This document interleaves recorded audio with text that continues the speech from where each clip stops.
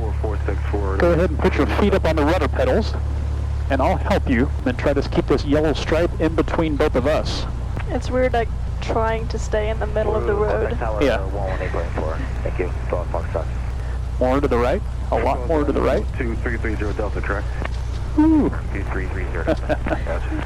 I'm not this bad when I'm driving, I promise. Ground November 4479 Romo. You're ready to go? Right, Yep. All right. Throttle's coming up. 60 miles an hour, that's my rotate speed. So I pull back gently and the plane will lift off when it's ready.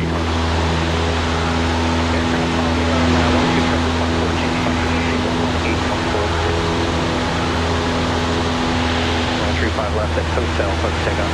I'm just going to point us towards the Woodlands. Traffic, 35 left hotel, set to take off. 300. You know where at in the Woodlands you live? What about over there? Right about over there.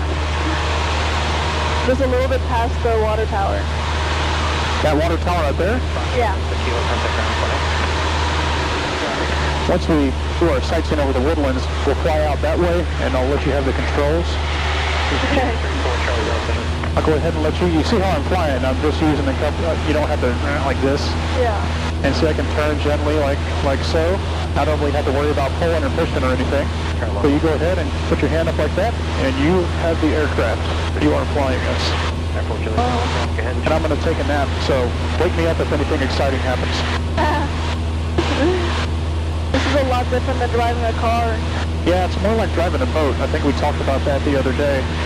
Because it's like, not really sluggish, but it's not that tight feel like when you're turning the steering wheel on a car. Yeah. So you're going to put in 122.9 in here. This highlighted blue, that's the one you can change. The little dial changes everything to the right of the decimal. The big dial changes everything to the left. So you want to put in 122.900. 900. Navasota traffic, Cessna 36 Delta Sierra, 5 miles east, inbound touch and go, Navasota. There you go. Navasota traffic, Cessna 36 Delta Sierra is about a mile east of the field. We're overflying the airfield for left traffic, touch and go, runway 35, Navasota. Now do you see the runway out here? It's just off the front of the nose. Oh yeah, I see Okay. it. Alright, we are directly overhead the runway. I'll give it a couple of seconds and then I'm going to make a left-hand turn to enter the downwind leg of the traffic pattern. At about 30 degrees of bank. Lined up with the runway. A lot of things are going to happen once I touch down to get us ready to take off again. And I'll verbalize what I'm doing. Alright, throttle's all the way back. Houston, Joe, plane. Flare, flare, flare. Oh! I'm going to put the curb heat in, I'm going to get the flaps up, and I'm going to throttle up. Okay, flaps are all the way up, I got airspeed, and we're born again. Okay, and now that we're at 2,000 feet, just keep pulling it back. Act like we're putting our nose or our feet on the horizon. A little bit steeper, a little bit steeper. There, you hear that squeal? Yeah. So let the nose forward a little bit. You don't have to push it. Just let it drop and see how the speed's starting to come back. Keep the wings level, and we're flying again. That's all there is to a stall if you know it's coming. Now you can get yourself into trouble if you're not ready, and you know the plane can dump and the wing can turn and all that kind of stuff. But that was good.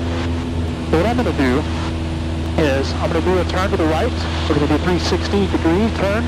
We're going to be at 60 degrees angle of bank, and so to keep us level, I'm going to have to pull back on that yoke to keep the nose coming around, and you're going to feel about twice the force of gravity in your seat. And since we're starting at 3,200, I'll try to stay at that altitude. And now I'm pulling. Oh.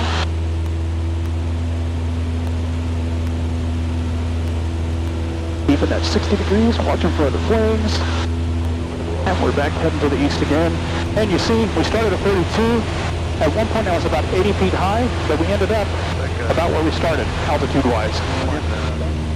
All right, now we're going to head up towards Lake Conroe, so point us out that way.